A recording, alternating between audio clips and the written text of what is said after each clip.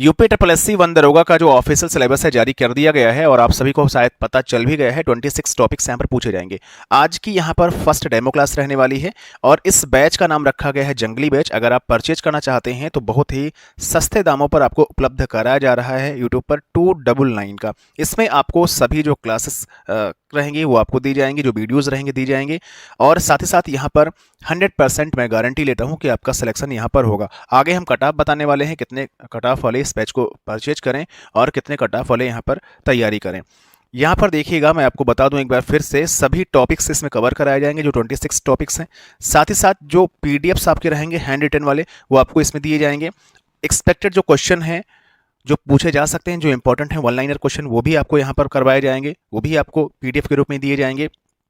जो previous year question हैं जो अन्य एग्जाम्स में पूछे गए हैं अभी तक, जैसे अभी हाल ही में उत्तराखंड में फॉरेस्ट गार्ड का एग्जाम हुआ, फॉरेस्ट एसआई का एग्जाम हुआ, ऐसे ही अन्य स्टेट में जहाँ जहाँ पर फॉरेस्ट गार्ड का एग्जाम हुआ, फॉरेस्ट एसआई का एग्जाम हुआ और कुछ एग्जाम्स ऐसे होते हैं जो अलग अलग स्टेट में होते हैं और वो वन से संबंधित होते हैं, तो उनको भी हम कवर करेंगे। वो प्रीवियस ईयर जो क्वेश्चन पेपर आपको देंगे वन लाइनर होंगे, उसमें भी हम सारे क्वेश्चन कवर करेंगे। और इसके साथ ही साथ कुछ एमसीक्यू आपको देने वाले हैं, जहां पर कन्फ्यूजन होगा उन सभी क्वेश्चन को एमसीक्यू के माध्यम से दूर किया जाएगा। तो इस तरीके से हम बेहतरीन प्लानिंग लेकर के आए हैं, क्योंकि मेरा भी एग्जाम है, मैं भी अच्छे तरीके से मेहनत करूंगा और आपको भी मेहनत करने के लिए मैं प्रेरित कर रहा हूँ। 299 इसमें इसका प्राइस रखा गया है, कोई बहुत ज़्यादा प्राइस रखा नहीं गया है। एक जो मंथली आपका रिचार्ज करवाते हैं उससे कहीं कम प्राइस रखा गया है, थोड़ी सी मेहनत करने पड़ रही है, इस वजह से इतना जो है प्राइस रखा गया। अदरवाइज ये क्लासेस आपकी सभी जो है फ्री रहती। अब ये क्लासेस कहाँ पर चलेंगी, तो क्लासेस का लिंक इस वीडियो के कमेंट बॉक्स में पिन कर दिया गया है। एमएमबी टीचिंग पॉइंट 2.0 हमारा नया चैनल है, वहाँ पर क्लासेस आपकी रेगुलर चलती रहेंगी। किस टाइम चलेंगी हम आपको टाइम बता देंगे। अभी फिलहाल ये डेमो क्लास है जो कि मेन चैनल पर अपलोड की जा रही है, तो आप इस क्लास को अच्छे तरीके से देखिए और अगर आपको क्लास पसंद आती है, आपको लग रहा है कि सही तरीके से कवर आपका हो जाएगा, मैं पढ़ा रहा हूँ सही तरीके से, तो आप बैच जरूर परचेज करें। सब कुछ आपको वहाँ पर दिया जाएगा। डेली आपके जो टॉपिक होंगे वो क्लियर करवाए जाएंगे, डेली आपको वीडियोस मिलेंगी, डेली आपको पीडीएफ मिलती रहेंगी, तो आप हमारे बैच को जरूर ज्वाइन करें। सबसे पहले आज हम बात करेंगे, आप सिलेबस यहाँ पर देखिएगा, इस सिलेबस में राष्ट्रीय वन नीति के बारे में बात की गई है। तो राष्ट्रीय वन नीति को आज हम इस सिलेबस के माध्यम से हम इस वीडियो में डिस्कस करेंगे। सबसे पहले हम कट ऑफ की यहाँ पर बात कर लेते हैं। देखिए, जिसके भी 70+ नंबर बन रहे हैं, श्योर हो जाइए 100% आपका नाम यहाँ पर होगा। मैं 70+ नंबर की बात कर रहा हूँ जनरल कैटेगरी की। अगर 70 नंबर हैं जनरल कैटेगरी का कोई भी स्टूडेंट है तो 100% वो इस जो है एग्जाम के लिए शॉर्टलिस्ट हो जाएगा। कई सारे इसमें पेज हैं, ग्रेजुएशन है और इसके बाद इसमें जो साइंस स्ट्रीम वाले हैं वही बच्चे लिए जा रहे हैं। फिर फिजिकल आपका हो गया, फिर आपकी इसमें रेस आपकी हो गई 25 किलोमीटर जो पैदल चाल है। तो कई फैक्टर यहाँ पर बन रहे हैं, स्पेशल पोस्ट है, इस वजह से कट ऑफ आपकी 70 से ज़्यादा नहीं जाएगी। मैं अंकों की बात कर रहा हूँ जो आपका नॉर्मलाइज्ड स्कोर आया हुआ है।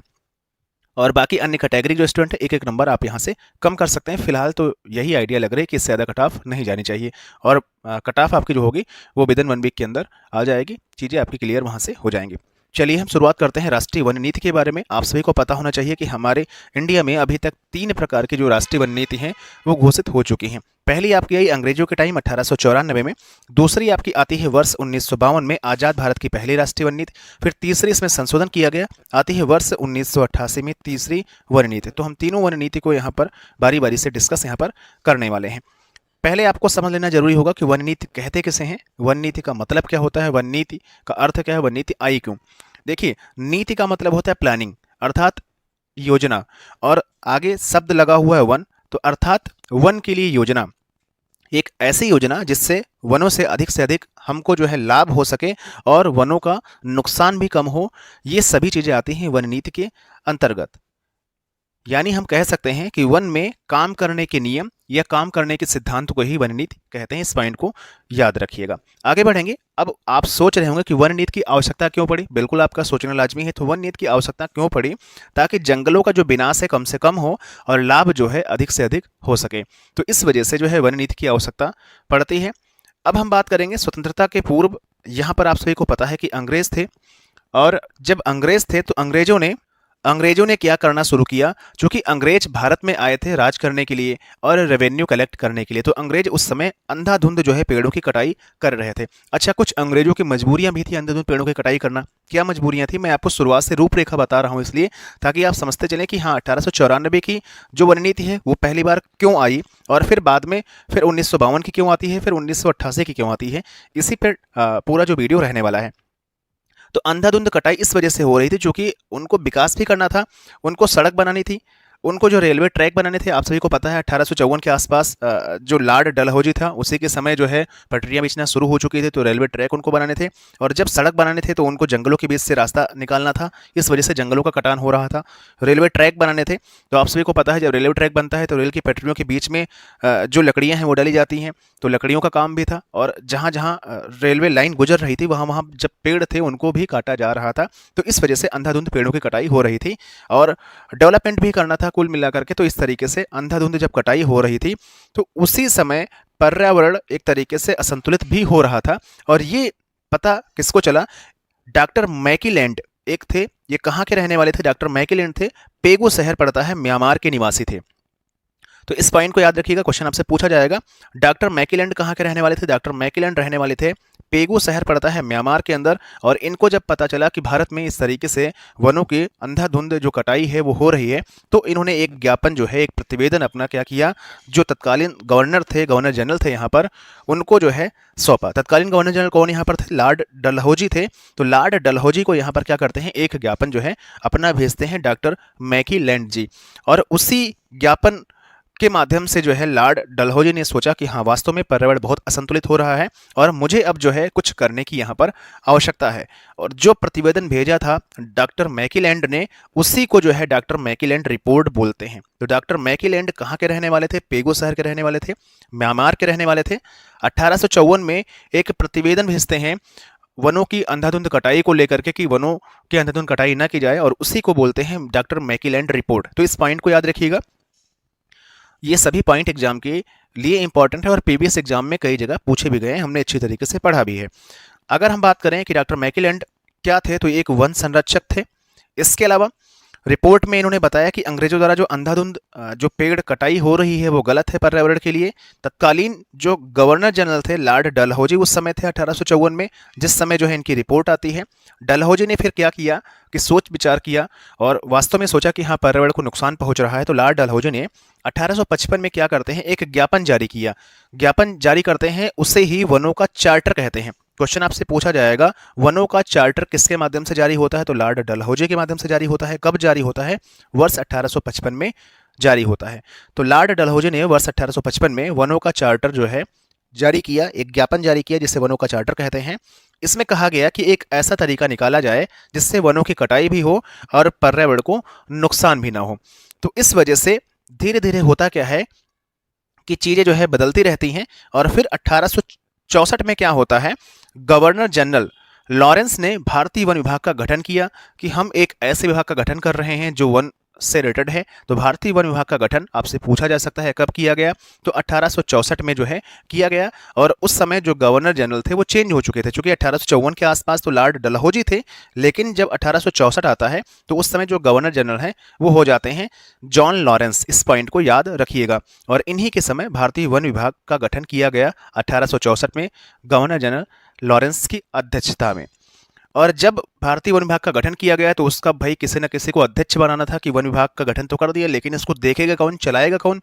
तो इसके लिए जो है पहले जो भारत के पहले आईजीएफ, इस तरीके से बोल सकते हैं इंस्पेक्टर जनरल ऑफ फॉरेस्ट, किसको बनाया गया? डिट्रिच ब्रॉन्डिस को बनाया गया। पूछा जाता है, ऐसे पूछा जाएगा भारत का जो पहला आईजीएफ यानी इंस्पेक्टर जनरल ऑफ फॉरेस्ट किसे बनाया गया? तो डिट्रिच ब्रॉन्डिस को बनाया गया। इस पॉइंट को याद रखिएगा, डिट्रिच ब्रॉन्डिस यानी भारतीय वन विभाग का जो है पहला आईजीएफ बनाया गया डिट्रिच ब्रॉन्डिस को। फिर होता क्या है 1893 में, अब ये चीज़ें कहानी यहीं पर चलती रहती हैं। फिर अंग्रेज जिस तरीके से पेड़ों की कटाई कर रहे थे कुछ सुधार करते हैं और पेड़ों की कटाई उसी तरीके से चालू रहती है, क्योंकि उनको तो भारत से क्या कमाना था, राजस्व कमाना था। उनको तो पैसा दिखाई पड़ रहा था और कुछ दिखाई नहीं पड़ रहा था। होता क्या है कि वर्ष 1893 में 1864 के बाद 1893 में एक वैज्ञानिक थे डॉक्टर ओलकर, जो कि जर्मनी के रहने वाले थे। भारत में उनको आमंत्रित किया जाता है कृषि सुधार के लिए। तो कृषि सुधार के लिए जो है भारत में वो आमंत्रित किए जाते हैं। डॉक्टर ओलकर जी कहाँ के रहने वाले थे? जर्मनी के रहने वाले थे। 1893 में भारत आते हैं, इस पॉइंट को याद रखिएगा। जब ये भारत आए तो इन्होंने देखा कि वनों का बहुत ही तरीके से अंधेधुंध तरीके से कटाई चालू है, दोहन किया जा रहा है। तो उन्होंने तुरंत कहा कि भैया ऐसा करो, यहाँ पर जो है अब एक वन नीति बनाओ, एक ऐसी नीति बनाओ जो वनों के लिए हो, वनों के लिए लाभकारी हो। कुल मिलाकर के इसी के तहत जो है 1894 में डॉक्टर जो वैज्ञानिक ओलकर जी हैं, उन्हीं के सहयोग से या उन्हीं के कहने पर जो पहली राष्ट्रीय वन नीति 1894 में वो यहाँ पर तैयार की जाती है। इनका याद रखिएगा, एक इन्होंने जिसमें कुछ पॉइंट मेंशन किए थे उसको रेजोल्यूशन क्रमांक 22 बोलते हैं। इस पॉइंट को याद रखिएगा। यानी डॉक्टर वोल्कर जी जो 1893 में भारत आते हैं, जर्मनी के रहने वाले थे, कृषि सुधार के लिए बुलाए जाते हैं।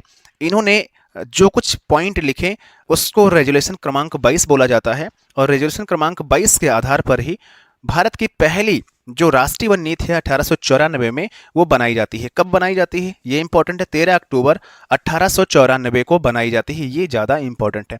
जो भी मैंने डेटा यहाँ पर नोट डाउन किया, हर एक डेटा अपने आप में सफिशिएंट है, हर एक डेटा इंपॉर्टेंट है, किसी भी डेटा को मिस मत करिएगा। और अगर आपको वीडियो अच्छा लग रहा होगा अपने दोस्तों तक शेयर जरूर करिएगा। आगे बढ़ेंगे यहीं पर। अब देखिए 1894 की जो राष्ट्रीय वन नीति बनती है उसके कुछ अपने उद्देश्य भी होते हैं। कोई चीज़ अगर बनाई जाती है तो उसके लक्ष्य भी होते हैं, उसकी कमियां भी होती हैं, उसके उद्देश्य भी होते हैं। तो हम इन सभी पॉइंट पर बात करेंगे। तो देखिए यहाँ पर क्या कहा गया, जो स्थायी कृषि है उस पर बल दिया गया। पहले क्या था, जो कृषि है उस पर बल नहीं दिया गया था, सिर्फ वनों की कटाई पर ही बल दिया गया था। लेकिन अब यहाँ पर जो स्थायी कृषि है उस पर बल दिया गया। सस्ती दरों पर वनोपज उपलब्ध करवाया गया। वनोपज का मतलब हो गया वन से प्राप्त होने वाले ऐसी जो औषधियाँ, कुछ ऐसी चीज़ें थी जिनसे जो है कहीं ना कहीं सरकार को लाभ होता था। जो उस समय के अंग्रेज थे उनको लाभ होता था, तो उनको सस्ती दरों पर जो है ऐसे प्रोडक्ट जो है जो वन से बनते थे उनको जो है दिलवाने की बात कही गई।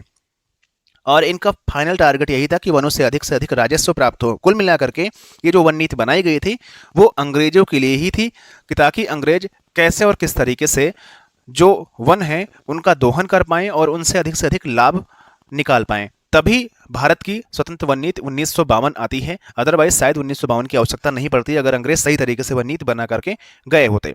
तो अब देखिए आगे हम यहाँ पर पढ़ेंगे। जो राष्ट्रीय वन नीति 1894 अंग्रेजों के टाइम बनाई गई थी, 13 अक्टूबर 1894 को डेट याद रखिएगा। उसमें वनों को कितने प्रकार से विभाजित किया गया, तो वनों को 4 प्रकार से विभाजित किया गया। इस पॉइंट को याद रखिएगा, वनों को 4 प्रकार से विभाजित किया गया। पूछा जाता है क्वेश्चन, कितने प्रकार से वनों को विभाजित किया गया, 4 प्रकार से किया गया। कौन कौन से वन, संरक्षित वन, व्यापारिक वन, लघु वन और फिर चारागाह हेतु वन। 4 प्रकार के वन विभाजित किया गया। आपसे क्वेश्चन डायरेक्ट एमसीक्यू में डालेगा और वहां पर 3 देगा, चौथा कोई और दे देगा, तो आपको वही टिक करना होगा, संरक्षित वन, व्यापारिक वन, लघु वन और चारागाह वन। अब जो संरक्षित वन है ये पहाड़ी क्षेत्रों में है, जिस पर शासन का नियंत्रण होता था और पर्यावरण के लिए बहुत ही आवश्यक वन थे। इनको डिवाइड किया गया, संरक्षित वन की श्रेणी में रखा गया। व्यापारिक वन की श्रेणी में ऐसे वनों को रखा गया जिनसे अधिक राजस्व पैदा हो, जैसे उसमें सागौन के पेड़ हो गए, अशोक के पेड़ हो गए, चंदन के पेड़ हो गए। ये व्यापारिक पेड़ थे जिनसे इमारती लकड़ी बनाई जाती थी और बहुत से बहुमूल्य पेड़ थे, उनको जो है व्यापारिक वनों में रखा गया। संरक्षित वनों में आप याद रखिएगा, ये जो है पर्यावरण के लिए जितने भी उपयोगी वन थे उनको यहाँ पर रखा गया और खास करके पहाड़ी क्षेत्रों को जो है इसमें संरक्षित रखा गया। आगे बात करेंगे लघु वन किसे कहते हैं। देखिए लघु वन ऐसे वृक्ष आते हैं इसमें जो फल देने वाले हों, औषधि देने वाले हों, वो सभी जो वन हैं लघु वन की श्रेणी में आते हैं। अब चारागाह वन सभी को पता होना चाहिए कि चारागाह से ही स्पष्ट हो रहा है कि चारे हेतु वन। तो इस तरीके से यहाँ पर जो वनों को 4 प्रकार से डिवाइड किया गया। अब आप सभी को पता है कोई अगर नीति बनती है या कोई अगर योजना बनती है तो उसकी कुछ अच्छाइयाँ भी होती हैं और कुछ उसकी जो है कमियां भी होती। तो हमने अच्छाइयों के बारे में यहाँ पर बात कर लिया। अच्छाइयाँ जो थी वो सिर्फ अंग्रेजों के लिए ही बनाई गई थी खास करके। यहाँ पर कुछ कमियां भी थी, कमियों को देख लेते हैं। देखिए आप सभी को पता है उस समय जनसंख्या वृद्धि बहुत तेजी के साथ हो रही थी, वनों पर दबाव बढ़ रहा था और वनों का अंधाधुंध जो कटान है चालू था, जिससे जो वनों में रहने वाले जो लोग हैं, जो वनों के रहने वाले जो जातियां हैं, उनमें कहीं ना कहीं जो है वैमनस्यता स्थापित हो रही थी और फिर जो है वो सरकार के खिलाफ आंदोलन भी कर रहे थे। तो ये सबसे बड़ी कमियां यहाँ पर नजर आई। इसके बाद जो निजी वन थे वो कैसे उपयोगी हों। उस समय जो रियासतें थी, जो बड़े बड़े राजा लोग थे, रजवाड़े थे, वो भी जो है उनके पास बहुत सारी संपत्तियां होती थी, बहुत सारी जो है खेती होती थी। तो उनके जो जंगल थे उनमें भी वन लगे हुए थे, तो उनका कैसे और किस तरीके से उपयोग हो ये इस वन नीति में नहीं बताया गया था। तो पहली बात ये भी कमी थी यहाँ पर।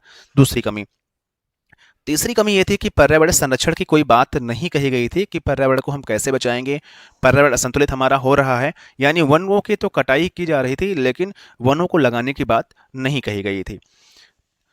आगे यहाँ पर कहा गया है वनोपज पर आधारित जो अनेक उद्योग से जो वनों की मांग थी वो बढ़ रही थी। जो वनोपज पर आधारित अनेक जो उद्योग थे वो लगातार जो छोटे छोटे उद्योग थे, जो जनसंख्या जब बढ़ रही थी तो वन से जो भी चीज़ें बना सकती थी लकड़ियों से वो बनाती चली जा रही थी और इससे छोटे छोटे जो उद्योग थे वो उनकी मांग बढ़ रही थी कुल मिलाकर के, और इस वजह से वनों की जो कटान थी अंधाधुंध तरीके से यहाँ पर शुरू थी। तो कुछ इस तरीके से ये जो कमियां थी वो वन नीति 1894 की थी और तभी जो है वन नीति 1952 यहाँ पर आती है। और आगे की क्लास में हम वन नीति 1952 को डिस्कस करेंगे, जहां पर स्वतंत्र भारत की ये पहली वन नीति होगी देश में। इसमें कहा गया है कि 1/3 जो है यानी 33.33% जो है वन होने चाहिए, और अभी भी जो रिपोर्ट आई है 2021 में 24.56% ही वन है। तो अभी भी हम 33% का आंकड़ा टच नहीं कर पाए हैं। इसमें कहा गया है पर्वतीय क्षेत्रों में कितने वन हो, मैदानी में कितने वन हो, पठारी में कितने वन हो। इसके साथ वर्ष 1952 की वन नीति की आवश्यकता, इसमें भी 4 प्रकार के वनों को डिवाइड किया गया। इसके साथ ही यहाँ पर आगे हम बात करेंगे इसकी कमियों को, इसकी आवश्यकताओं को, और फिर आगे इसी में हम बात करेंगे आप सभी के लिए जो इंपॉर्टेंट रहेगा कि वन नीति को संवैधानिक दर्जा किस तरीके से दिया गया। जैसे 42वां संविधान संशोधन 1976 था, समवर्ती सूची में डाला गया जंगली जानवरों और पक्षियों को संरक्षण को लेकर के, प्राकृतिक पर्यावरण प्लस वन्य जीवों की सुरक्षा को लेकर के अनुच्छेद 51A(G) के तहत जोड़ा गया। फिर राज्य के नीति सिद्धांतों के तहत अनुच्छेद 48A में राज्य को पर्यावरण के साथ जंगलों और जानवरों की रक्षा करने का प्रयास किया गया। सब कुछ हम डिटेल में पढ़ेंगे, भी बहुत सारी चीज़ें जो है बाकी है नेशनल फॉरेस्ट पॉलिसी के अंदर, वो आपको हम नेक्स्ट वीडियो में बता देंगे। तो आप अगर आपको अच्छा लग रहा होगा जिस तरीके से हमने पढ़ाया है कंटेंट, अगर आपको अच्छा लग रहा होगा तो आप जरूर जुड़िएगा। धीरे धीरे करके आपकी जो PDF होंगी, जिस तरीके से आप बैच ज्वाइन करेंगे टेलीग्राम चैनल वाला, वहाँ पर आपको उसी चैनल में मिलती रहेंगी। आप वहाँ से डेली बाई डेली डाउनलोड करके प्रिंट करवा सकते हैं, पढ़ भी सकते हैं। जो एक्सपेक्टेड क्वेश्चन होंगे वो आपको करवाए जाएंगे, जो प्रीवियस ईयर क्वेश्चन होंगे वो भी करवाए जाएंगे, और गारंटी यही रहेगी कि 100% आपका सिलेक्शन हो अगर आप हमारा बैच परचेज करते हैं, जो कि मैं काफ़ी मेहनत से पढ़ाऊँगा और काफ़ी मेहनत खुद के लिए करूँगा ताकि मेरा भी सिलेक्शन जो है इस बार इसमें हो जाए। मिलेंगे फिर से एक नए वीडियो के साथ, एक नई जानकारी के साथ। तब तक thank for watching this video.